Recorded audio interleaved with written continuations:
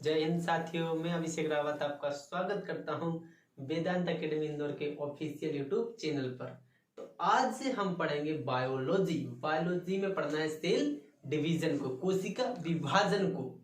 कितने प्रकार का होता है कोशिका विभाजन, कोशिका विभाजन होता क्या है और इसको पढ़ना क्यों है, क्या आवश्यकता है इसको पढ़ने की, आगे इसके फायदे क्या है। ठीक है, तो देखते हैं कोशिका विभाजन।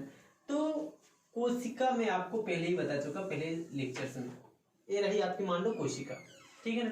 अब इसका विभाजन करना है आपको, डिवीजन करना है आपको, इसको तोड़ना है। एक्चुअली में विभाजन होता क्या है, अरे विभाजन होता क्या है।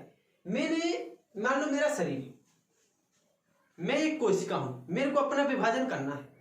तो आप मेरे को दो भागों में डिवाइड कर दीजिए तो मेरा विभाजन हो जाएगा, मैं टूट जाऊंगा, मेरे खंड हो जाएंगे। या फिर दो से अधिक में कर दीजिए। तो विभाजन वही कहलाता है जब आप एक चीज के, एक वस्तु के दो या दो से अधिक टुकड़े कर दें, वही कहलाता है आपका विभाजन। तो ये आपका कोशिका और पढ़ना है आपको कोशिका विभाजन। तो इस कोशिका को आपको तोड़ना पड़ेगा दो भागों में, और यह टूटकर, मान लो मैंने कहा दो कोशिका बनाई है ना, जो कोशिका टूटी है ये वाली, इसको बोला जाएगा पेरेंट सेल। कौन सी सेल?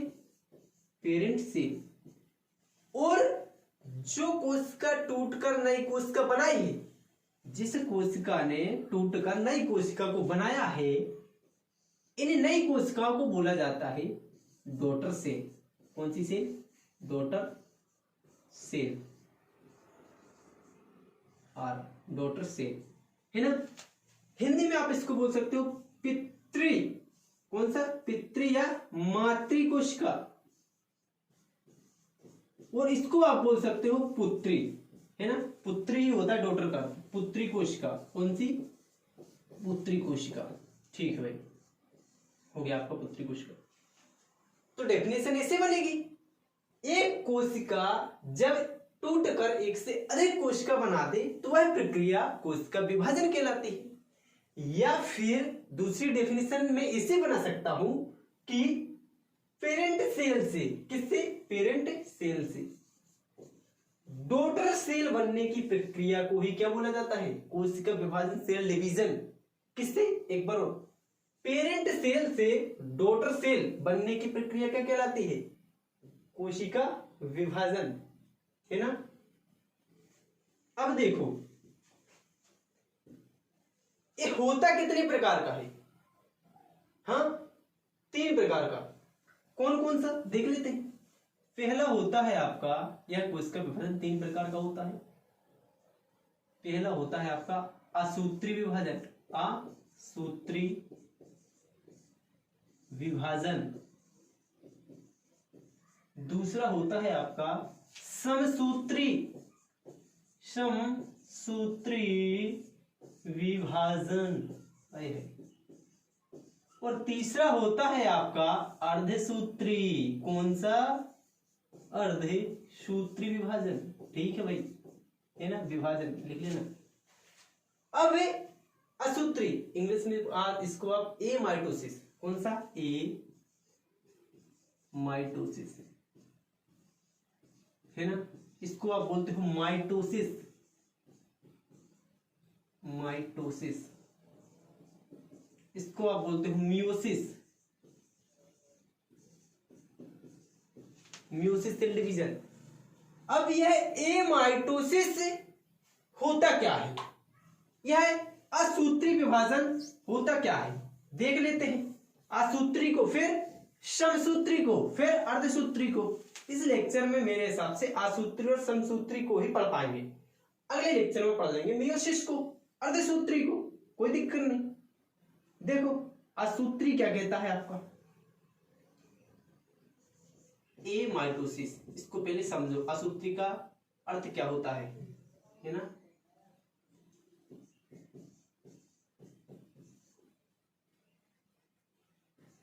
असूत्री, देखो सूत्र क्या है, अरे सूत्र क्या है आपका? सूत्र का अर्थ है इधर पर धागा। अरे सूत्र का अर्थ क्या है? धागा। और धागे के समान संरचना किसकी होती है? गुणसूत्र की होती है भाई मेरे दोस्त। किसकी होती है? गुणसूत्र की, क्रोमोसोम की, क्रोमोसोम की, है ना। और जब किसी भी शब्द के पीछे, ये क्या है आपका सूत्र पूरा का पूरा शब्द के पीछे कोई आ उपसर्ग लग जाए, छोटा आ, तो यह शब्द को नकारात्मक बना देता है, यह इसके अर्थ को गड़बड़ा देता है, खारिज कर देता है। देखो, अर्थात इस आ के लगने से इस सूत्री में, अर्थात इस क्रोमोसोम में कोई विभाजन ही नहीं होता है। इसमें गुणसूत्र का, क्रोमोसोम का कोई विभाजन नहीं होगा। जब तक गुणसूत्र नहीं टूटेंगे तब तक कोशिका विभाजन संभव है ही नहीं। आपको मालूम चलेगा जब मैं आपको माइटोसिस पढ़ाऊंगा, समसूत्री पढ़ाऊंगा, तब आपको मालूम चलेगा। MITOSIS, माइटोसिस, कोई दिक्कत नहीं। अर्थात इसमें गुणसूत्र का कोई विभाजन नहीं होता है। आपको डेफिनेशन कैसे बनानी है? वह विभाजन जिसमें गुणसूत्र का, क्रोमोसोम का कोई विभाजन होते नहीं है, इसमें गुणसूत्र टूटते ही नहीं है। इस प्रकार के विभाजन को बोला जाता है एमाइटोसिस, असूत्री विभाजन। अच्छा, इसके आपको एग्जाम्पल पूछे जाएंगे, इसके आपको उदाहरण पूछे जाएंगे, जो कि इंपॉर्टेंट है कि यह विभाजन किसमें पाया जाता है। आपको ऑप्शन में मिलेगा अमीबा। अमीबा में कौन सा विभाजन पाया जाता है? ये तीनों रहेंगे, चौथा कोई दे देगा, समझ लो कीड़ा ईड़ा डाल दिया मान लो। तो मैं आपको जब एग्जाम्पल लिखा दूंगा तो आप इन तीनों में से पहचान जाओगे कि यह किसमें होता है।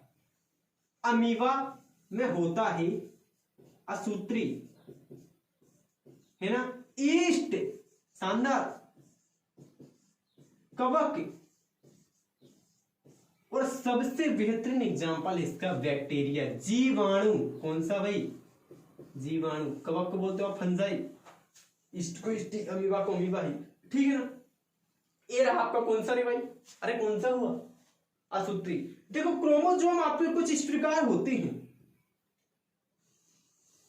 यूं, है ना। क्रोमोसोम कितने तंतु से मिलकर बना है? एक ए तंतु हो गया पूरा और एक ए तंतु हो गया, दो तंतु से। और इन तंतुओं को क्या कहा जाता है मेरे दोस्त? क्रोमेटिड। क्या कहा जाता है? क्रोमेटिड, है ना। यह क्रोमोसोम, गुणसूत्र कितने क्रोमेटिड से मिलकर बना है?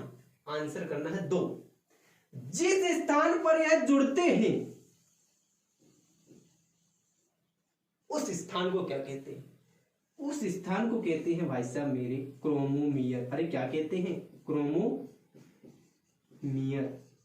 एक और नाम दे दो, बीच में ही है, सेंटर में। अरे कहां पे है? सेंटर में। तो मैं इसका दूसरा नाम दे दूंगा सेंट्रोमियर। क्या?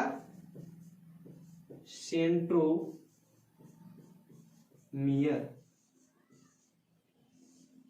गुणसूत्र की भुजाएं, तंतु, क्रोमेटिड कहलाते हैं। ये क्या है आपका? सेंट्रोमियर, जहां पर जुड़ते हैं, क्रोमोमियर। ठीक है, कोई दिक्कत नहीं।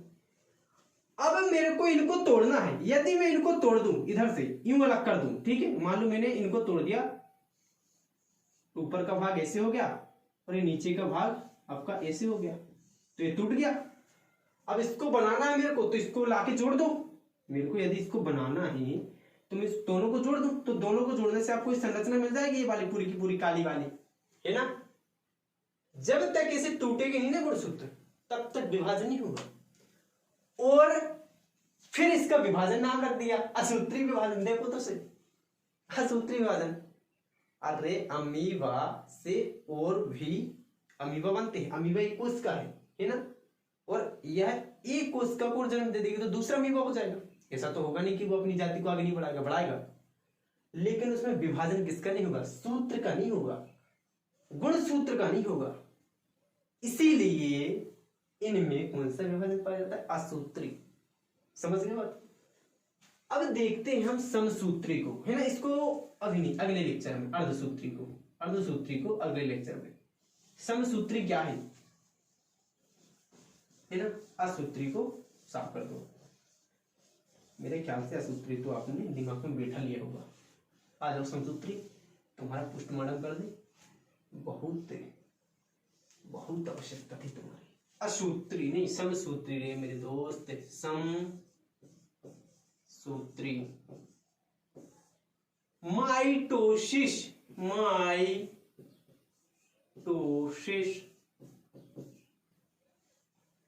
Division, cell division. कौन सा भाई मेरे? सेल डिवीजन है ना। समसूत्री कोशिका विभाजन, कोशिका विभाजन है ना। इसमें भी क्या होगा? कोशिका टूटेगी और नई कोशिका बनेगी। लेकिन लेकिन लेकिन खास बात क्या है? होता किन कोशिकाओं में है? कौन से प्रकार की कोशिकाओं में पाया जाता है और क्यों पाया जाता है? ठीक है, देख लो।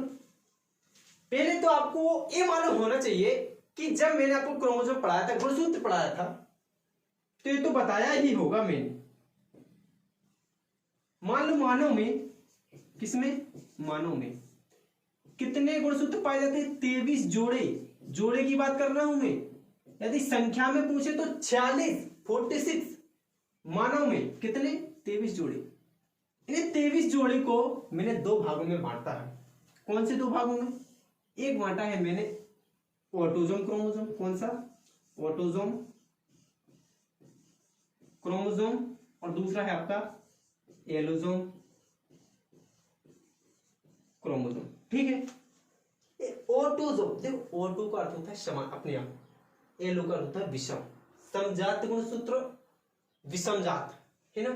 चलो, इन्हें 23 पेयर में से, 23 जोड़े में से 22 जोड़े, 23 लिख लो, ये भगवान, 22 जोड़े पेयर्स लिख देता हूं मैं। पेयर्स का अर्थ होता है जोड़े। ये 22 जोड़े आपके होते हैं ऑटोसोम क्रोमोसोम। और बचा कितने जोड़ा? एक जोड़ा। वो एक जोड़ा होता है आपका एक पेयर। यह एक पेयर होता है आपका एलोसोम क्रोमोसोम। लेकिन अभी आपने ये नहीं बताया कि ये ऑटोसोम क्रोमोसोम क्या होता है, एलोसोम क्रोमोसोम क्या होता है। ध्यान से सुनो, ऑटोसोम को जीवन में भूलना नहीं चाहिए, ऐसी तपस्या करो। वैसे क्रोमोसोम, ऐसे क्रोमोसोम जो मेल यानी कि पुरुष है ना, में आप महिला भी हो सकते हैं, पुरुष भी हो सकते हैं, तो फीमेल भी लिख लो। फीमेल में एक समान पाए जाते हो। यह 22 पेयर मेल में और फीमेल में एक जैसे होते हैं। आप लड़की को उठाकर देख लो, लड़का को उठाकर देख लो। यदि उनमें कोशिका तो है ही, कोशिका से तो मिलकर वो बनते ही हैं, इतने बड़े हुए हैं, कोशिका में डिवीजन हुआ है, बढ़ते गए बढ़ते गए बढ़ते गए बढ़ते गए बढ़ते गए बढ़ते गए, आज काबिल हो गए आप वीडियो देखने लायक, देखते हो। तो ऐसे क्रोमोसोम जो मेल, पुरुष, फीमेल, महिला में एक जैसे होते हैं, उन क्रोमोसोम को बोलते हैं ऑटोसोम क्रोमोसोम। सेम होते हैं, जैसे महिला में होंगे वैसे आप में होंगे। वो एक जोड़ा गुणसूत्र होता है, वो एक पेयर होता है जो महिला और पुरुष में डिफरेंस पैदा कर देता है, जो महिला और पुरुष में डिफरेंस पैदा कर देता है। वो पुरुष में कौन सा होता है, महिला में कौन सा होता है, देख लो। यह एक पेयर मेल में कौन सा होता है और फीमेल में कौन सा होता है ना। यह मेल में होता है एक्स और फीमेल में क्या होगा, XY। अरे सॉरी, मेल में XX लिख गया, मेरे को लगा ऊपर फीमेल लिखा है, ऐसा चक्कर हो जाता कभी कभी। कैसा होता, XY किस में पाया जाएगा, मेल में, और XX किस में पाया जाएगा, फीमेल में। कोई दिक्कत नहीं, हो जाएगा। अब देखिए 6 के दौरान, मैंने क्या बोला, 6 के दौरान अपने लड़के के साथ 6 के, अब होगा क्या, आपके वेद में होती है स्पर्म सेल, सेल है, कोशिका है। मेल में कौन से गुणसूत्र पाए जाते हैं, ए। तो स्पर्म सेल क्या है? प्रजनन कोशिका, जनन कोशिका है ना। तो जनन कोशिकाओं में कौन से क्रोमोसोम पाए जाएंगे? Allosome chromosome. और यदि वह मेल है तो मेल की जनन कोशिका में, पुरुष की प्रजनन कोशिका में या जनन कोशिका में XY क्रोमोसोम रहेंगे।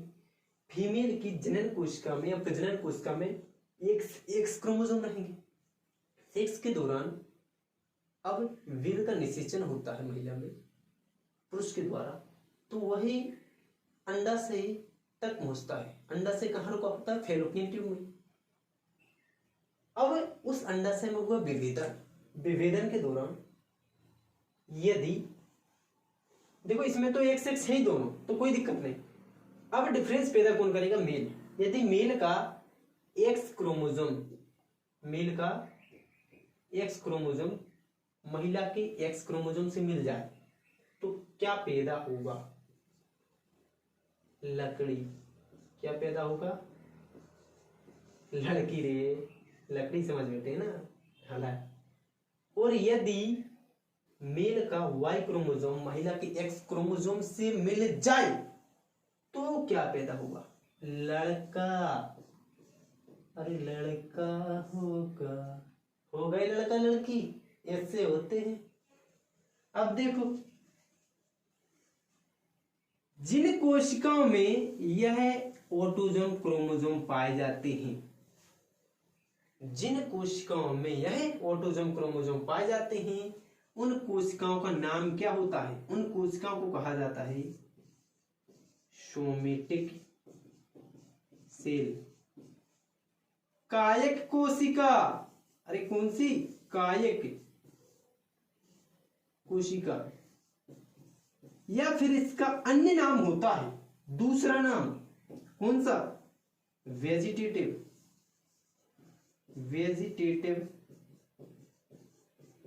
सेल। वर्धी कोशिका। बारे भाई ये चल लग रहा पुलिस का हो। वर्धी कोशिका। पुलिस मार के डिवाइडेशन करते आप ना, लॉकडाउन में बहुत छुटे आप, बहुत मार लगी। ठीक है, मैंने क्या बोल दिया? ऐसी कोशिका जिनमें ऑटोसोम क्रोमोसोम पाया जाता है, उन कोशिका का नाम दिया मैंने सोमेटिक सेल या फिर वेजिटेटिव सेल। और ऐसी कोशिका जिनमें एलोसोम क्रोमोसोम पाया जाता है, कौन सा? Allosome chromosome. ऐसी कोशिका को क्या कहा जाता है? इसको कहा जाता है रिप्रोडक्टिव सेल। प्रजनन कोशिका या फिर प्रजनन कोशिका। ठीक है, ये जनन कोशिका। और अब ध्यान से सेंटेंस सुनना है, बहुत इंपॉर्टेंट लाइन बोलूंगा, जीवन भर काम आएगी जब तक पढ़ोगे। कायक कोशिका या वर्धी कोशिका में होने वाले सेल डिवीजन को ही क्या कहते हैं? समसूत्री कोशिका विभाजन। क्या कहते हैं? समसूत्री माइटोसिस सेल डिवीजन। अर्थात क्वेश्चन ऐसा पूछा जाएगा कि यह समसूत्री कोशिका विभाजन किन प्रकार की कोशिकाओं में होता है? कायक कोशिका या फिर वेजिटेटिव सेल, वर्धी कोशिका, है ना। और ऐसी कोशिकाओं में होने वाला सेल डिवीजन जिसमें एलोसोम क्रोमोसोम पाए जाते हैं, उस कोशिका विभाजन को क्या कहते हैं? इधर लिखा नहीं, मैंने मिटा दी। तो उस कोशिका विभाजन को कहते हैं अर्धसूत्री कोशिका विभाजन, मियोसिस सेल डिवीजन। और पढ़ना क्या है आपको अभी? समसूत्री कोशिका विभाजन, माइटोसिस सेल डिवीजन। देख लेते हैं, बात क्लियर हो गई होगी मेरे हिसाब से। लेकिन आपको अभी एक सेंटेंस बोलना है, जीवन भर याद रहना है। क्वेश्चन ऐसा पूछा जाएगा कि यह जब समसूत्री, एक तो है ना, वर्ड पर ध्यान दिया करो, हिंदी में अच्छा समझ में आएगा समसूत्री को, है ना। मैंने सूत्री का बोल दिया क्रोमोसोम। इसमें गुणसूत्र का विभाजन तो होता है, इसमें गुणसूत्र का विभाजन तो होता है। जैसे ये कोशिका है, इसमें डिवाइडेशन हुआ और दो कोशिका बन गई, इसको पेरेंट सेल बोला है, इसको मैंने डॉटर सेल बोला है। इसमें विभाजन तो हुआ है, लेकिन इसमें गुणसूत्र की संख्या कितनी है अभी? 2n। n का अर्थ होता है कितने, जैसे मानव में कितने हैं? 23 जोड़े। तो 23 गुणा 2 कर दो, टोटल कितने हो जाएंगे? 40। इन बताता है संख्या जोड़ों की, कितने जोड़े। यदि पेरेंट सेल में नहीं, पेरेंट को क्या बोलते हैं? पितृ या मातृ कोशिका में क्रोमोसोम की संख्या 2n है, तो फिर पुत्री कोशिकाओं में कितनी होगी? 2n ही होगी। यदि इसमें देखो, एक तो इसमें किसमें पाया जाता है? समसूत्री कोशिका विभाजन, काय कोशिका में। और कितने जोड़ी होते हैं उसमें क्रोमोसोम? 22 जोड़ी। तो 2 गुणा 22 44। टोटल क्रोमोसोम कितने? 44। इधर भी 44 कर दो, इनकी संख्या इधर भी 44, अरे 44 नहीं 22। कितनी करना है? 22। 44 इधर भी, 44 गुणसूत्र पेरेंट सेल में भी है और 44 इस डॉटर में है और इसमें भी। अर्थात कहने का मतलब यह है कि समसूत्री कोशिका विभाजन में गुणसूत्र की संख्या नहीं बदलती है। यदि पेरेंट सेल में गुणसूत्र की संख्या 2n है, तो डॉटर सेल में पुत्री कोशिका में भी पेरेंट की संख्या, अरे क्रोमोसोम की संख्या 2n ही होगी, उतनी की उतनी ही रहेगी। ठीक है, ये है, इसको लिख लेना इस लाइन को, कि समसूत्री कोशिका विभाजन में क्रोमोसोम की संख्या नहीं बदलती है, गुणसूत्र की संख्या चेंज नहीं होती है ना। पूछा क्या क्वेश्चन है? अब देखो, मेरे 2 शब्द ध्यान से सुन लो, उनको याद रखना है। एक होता है माइटोसिस सेल डिवीजन में, कोई भी सेल डिवीजन करो वो तो आते ही आते हैं, आपको आगे मालूम चलेगा कैसे। एक होता है कैरियो काइनेसिस और एक होता है साइटो काइनेसिस। देखो, कैरियो का अर्थ होता है केंद्रक, न्यूक्लियस। काइनेसिस का अर्थ होता है डिवाइडेशन, विभाजन। कैरियोकाइनेसिस में किसका विभाजन होगा? केंद्रक का। किसका? केंद्रक का, न्यूक्लियस का। ये मान लो आपकी सेल है और सेल के अंदर आपका केंद्रक है, तो इसका डिवाइडेशन होगा, इस सेल का नहीं होगा। इससे विभाजन को बोलते हैं कैरियोकाइनेसिस। और यदि इस कोशिका का विभाजन हो जाए तो उसको क्या बोलोगे? साइटोकाइनेसिस। इसको हिंदी में बोलते हैं केंद्रक विभाजन, केंद्रक विभाजन। और इसको बोलते हैं कोशिका विभाजन, कोशिका विभाजन। और मैंने बताया आपको कि कोशिका विभाजन 3 प्रकार का होता है ना।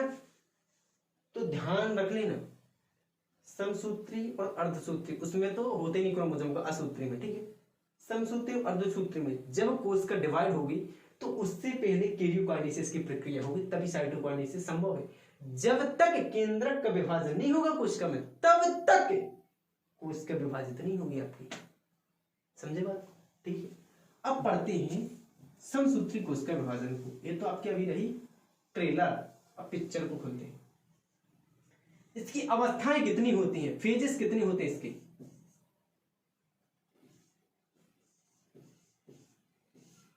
फेजेस कितने होते हैं, अवस्थाएं देख लेना। रहे ना, मैं इंग्लिश मीडियम से नहीं हिंदी से, थोड़ी इंग्लिश गलत हो जाती है अपनी। अवस्थाएं कितनी होती हैं? 4। कितनी? 4। कौन कौन सी? तो एक डिग्री याद कर लो आप। कौन सी डिग्री वो होगी आपकी? पी, एम, ए और टी। पी से अर्थ होता है प्रोफेज, प्रोफेज। और एम से अर्थ होता है मेटाफेज, हिंदी में भी इसको मेटाफेज ही कहा जाता है।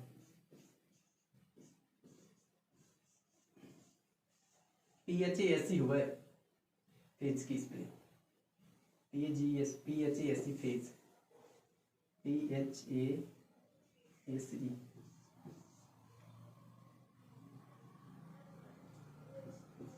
है ना। और ए का अर्थ होता है एनाफेज, एनाफेज।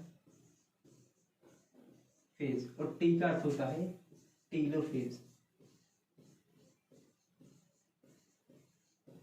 ठीक है भाई, इन चारों अवस्थाओं को पढ़ना है, तभी आपका कंप्लीट होगा समसूत्री कोश का विभाजन। तो पहले पढ़ लेते हैं प्रोफेज को, फिर मेटा, फिर एना, फिर टीलो। डिग्री कौन सी याद करनी है आपको? PMAT।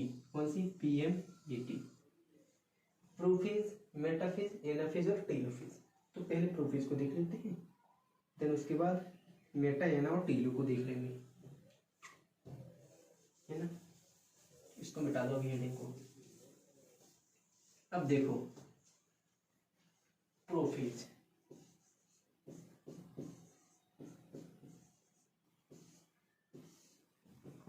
है ना।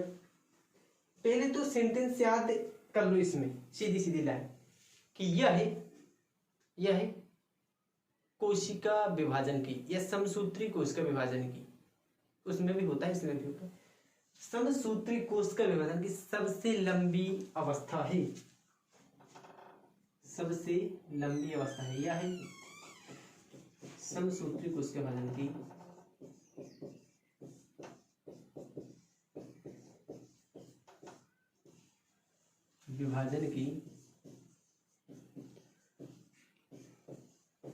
सबसे लंबी अवस्था है, सबसे लंबी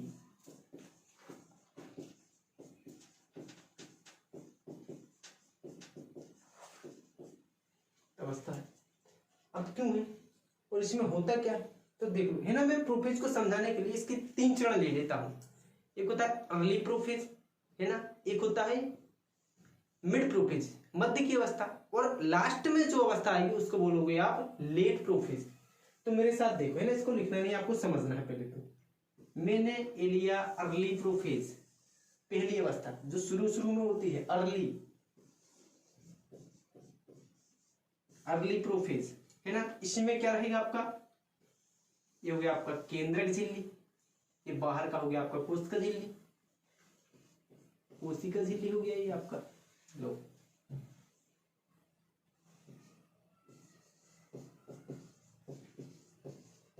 कोशिका झिल्ली, ये हो गया आपका केंद्रक झिल्ली,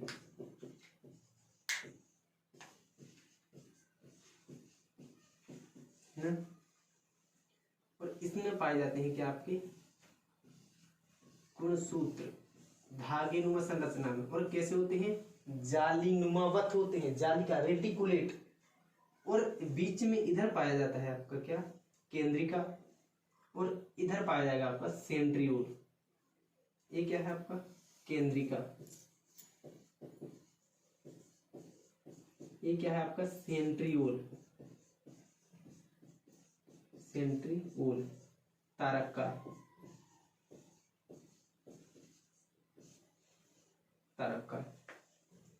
अब जैसे जैसे आप अर्ली प्रोफेज से मिड प्रोफेज में जाओगे, मध्य प्रोफेज की अवस्था में जाओगे, तो होगा यूं कि आपके केंद्रक झिल्ली और केंद्रिका, मैंने क्या बोला, केंद्रक झिल्ली और केंद्रिका गायब होने लगती हैं, डिसअपीयर होने लगती हैं, और इसे सेंट्रियोल से, सेंट्रियोल है, इसको सेंट्रोसोम लिखना, इस सेंट्रोसोम से सेंट्रियोल निकल जाते हैं।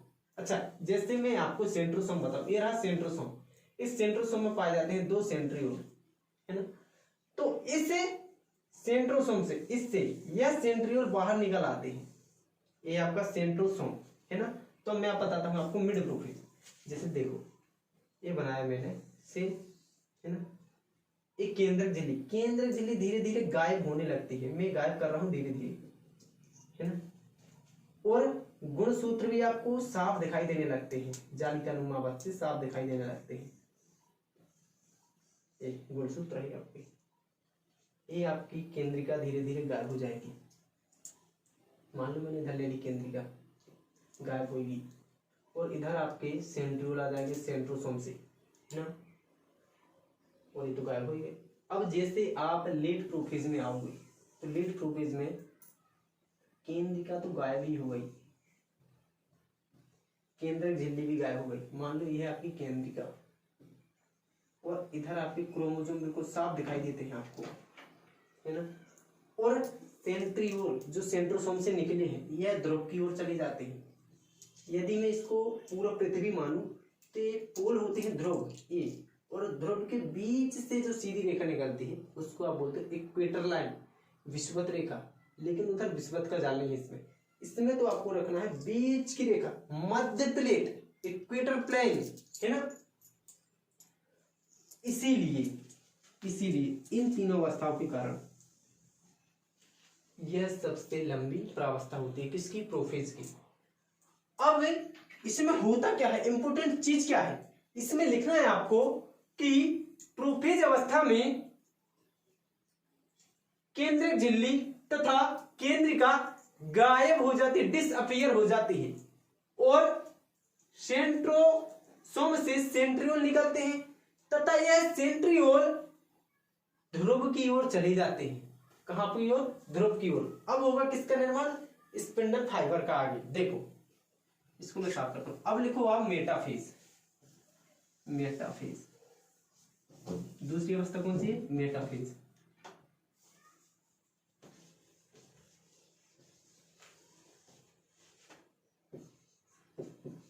मेटाफेज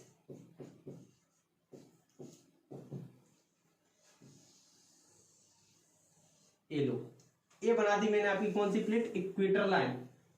इसको बोलोगे आप इक्वेटर लाइन, है ना। और ये है आपके ऊपर की ओर पोल।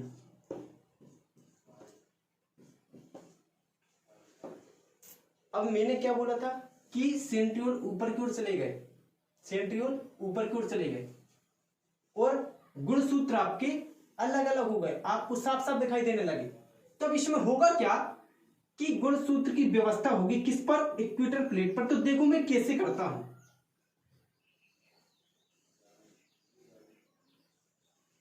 है ना। ये मान लो ये बिगड़ गया, सही से करेंगे इसको।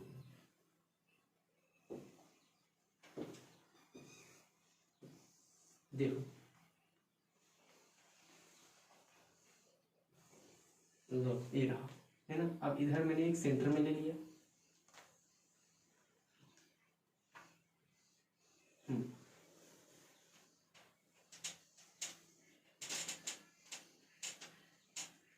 और एक इधर मैंने ये ले लिया। तो आप क्या देखते हो, ये क्या है, परिधि, ये क्या है, परिधि सरकमफेरेंस, और ये क्या है, सेंटर, और इधर की ओर है आपके सेंट्रियोल। सेंट्रियोल से किसका निर्माण होगा, स्पंडल फाइबर का, तर्क तंतु का। परिधि की तरफ देखो, परिधि की तरफ गुणसूत्र बड़े होते हैं, और सेंटर की तरफ, केंद्र की तरफ गुणसूत्रों का आकार छोटा होता है। एक क्वेश्चन बन गया किसमें, मेटाफेज अवस्था में। और यदि आपको गुणसूत्र की आकार का मॉर्फोलॉजी क्या कहलाती है, उसकी बाहरी संरचना का अध्ययन। अब मेरी बाहरी संरचना देख लो, आप अपनी बाहरी संरचना देख लो, दिखता ना, आंख, कान, नाक, जीभ, त्वचा, ये सब। जीभ तो अंदर है, बाल कहाँ है, ये त्वचा हो गया आपका, आंख हो गई आपकी, पलकें हो गई आपके, बाल हो गए आपके, घड़ी में नहीं, घड़ी तो दूसरी चीज ना। तो बाहरी संरचना का अध्ययन करना क्या कहलाता है, मॉर्फोलॉजी। तो यदि आपको गुणसूत्र की, क्रोमोसोम की बाहरी संरचना का अध्ययन करना है तो उसके लिए सबसे अच्छी अवस्था होती है मेटाफेज। लिख लेना इस लाइन को कि गुणसूत्र के अध्ययन के लिए सबसे अच्छी अवस्था होती है metaphase. Best stage for study of chromosome, metaphase. अब इसमें किसका निर्माण होगा, तर्क तंतु का। तो मैंने इन तर्क तंतु को, इन स्पंडल फाइबर को क्रोमोसोम से जोड़ दिया, लो ये जोड़ दिया, इसका निर्माण होगा। और किससे जुड़ जाते हैं, क्रोमोसोम से। इधर भी जोड़ दो, नहीं तो इनके साथ नाइंसाफी हो जाएगी, गुस्सा हो जाएंगे। देखो मैंने इन तर्क तंतु को क्रोमोसोम से जोड़ा। क्या तर्क तंतु ऐसे ही होते हैं कि जो पोल से सीधे क्रोमोसोम पे जुड़ते हैं?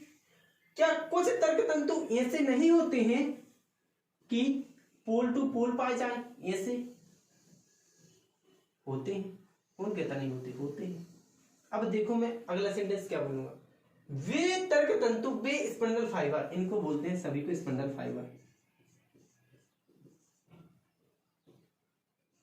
स्पंडल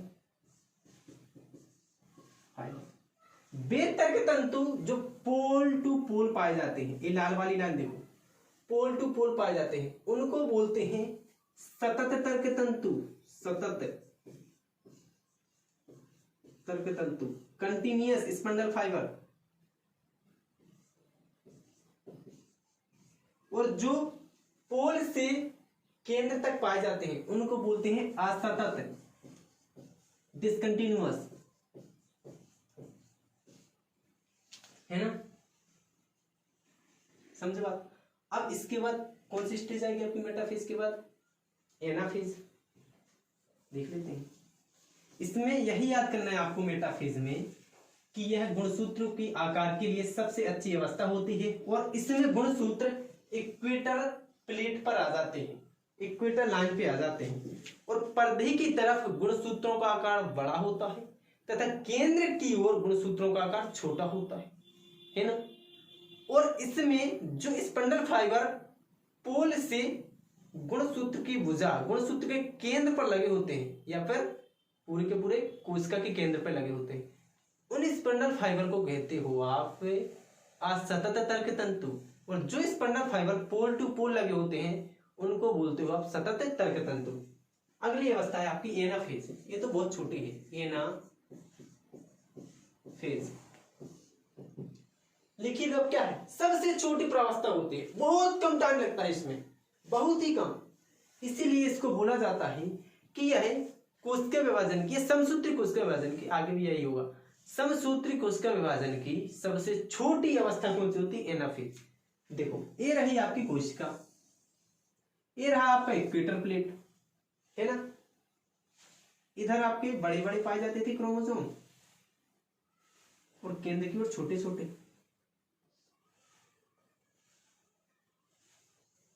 लो ये रहे आपके बड़े क्रोमोसोम और केंद्र की ओर मैंने एक ही लिख दिया, मान लो छोटा, है ना। इधर भी लिख लो, है ना। और इधर है आपके स्पंडल फाइबर और इन स्पंडल फाइबर से किसका निर्माण होता है? तर्क तंतु का, ठीक है। तो कुछ ऐसे लगे होते हैं जो केंद्र पर होते हैं, इनमें इधर से इधर ले गया, इसको इधर लिया, और कुछ होते हैं pole to pole, pole to पोल। एक केंद्र पर लगे हुए हैं, ये भी केंद्र पर लगे हुए हैं, ये भी लगा हुआ है केंद्र पर, ये भी लगा हुआ है केंद्र पर। अब देखो होगा क्या, इसमें एक नए स्पंडल फाइबर का निर्माण होता है। वह नया स्पंडल फाइबर कौन है? ए नया स्पंडल फाइबर, ए हुआ नया स्पंडल फाइबर। यह क्या है? यह होता है इंटरगोनल फाइबर, इंटरगोनल फाइबर, है ना। अब यह इंटरगोनल फाइबर करता क्या है? देखो एक बहुत शानदार शब्द बोलूंगा आपको, दो इसमें होती है पुलिंग प्लस पुशिंग की प्रक्रिया।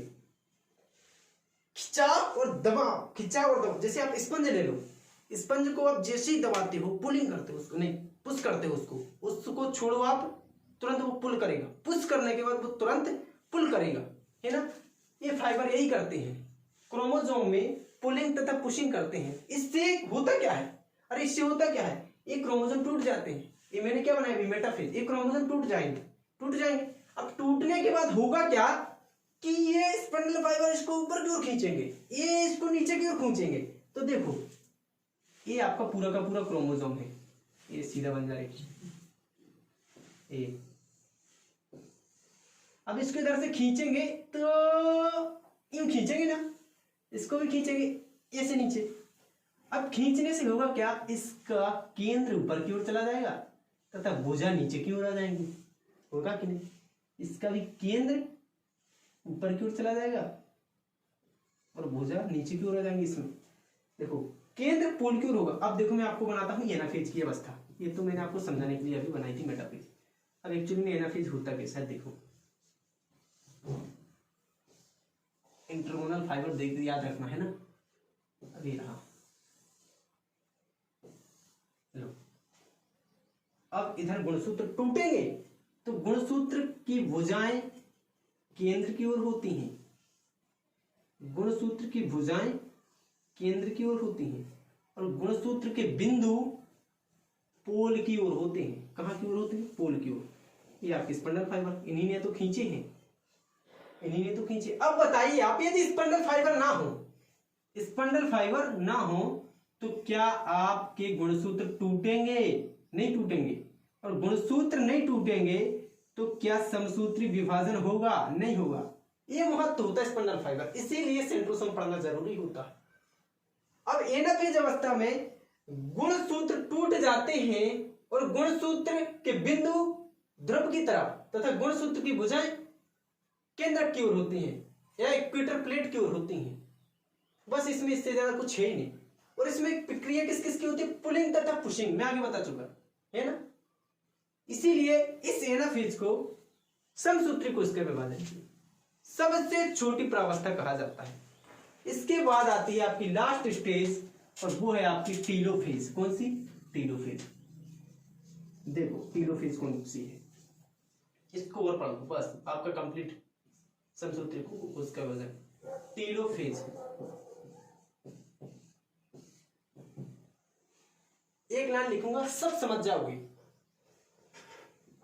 कौन सी है बोला? ये सीधे को शानदार। यह है प्रोफेज की, किसकी? प्रोफेज की विपरीत अपोजिट अवस्था होती है।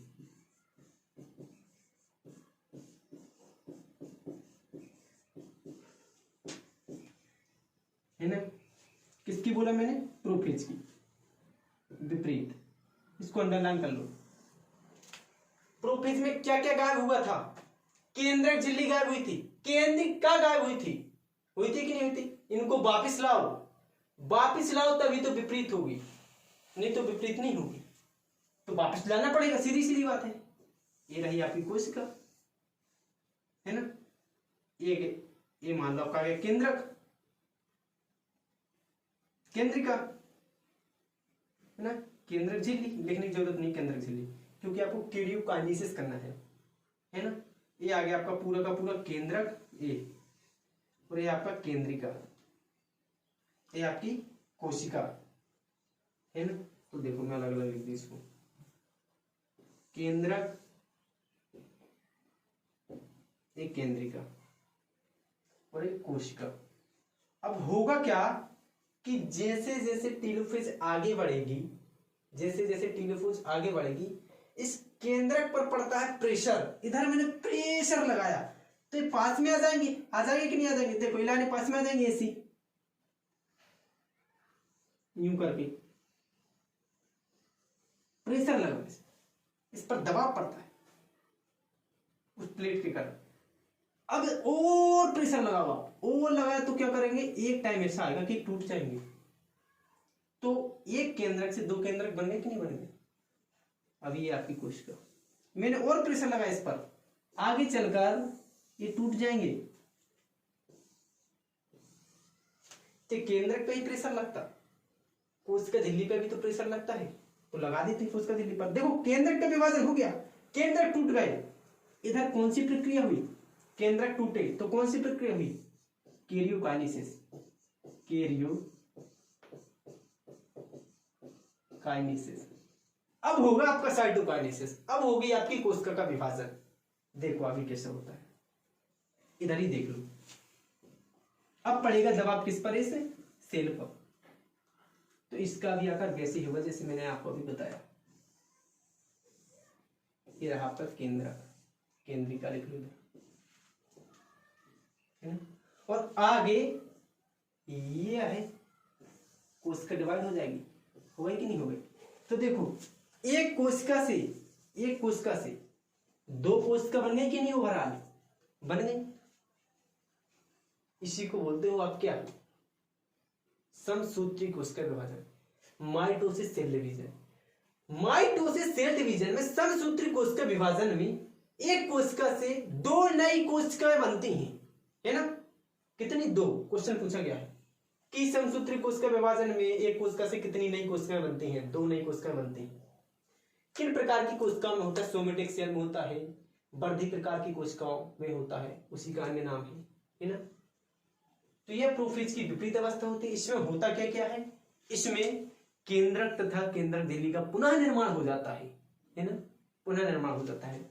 और इसमें कैरियोकाइनेसिस तथा इधर कौन सी प्रक्रिया हुई? एक कोशिका से दो कोशिका बन गई, साइटोकाइनेसिस।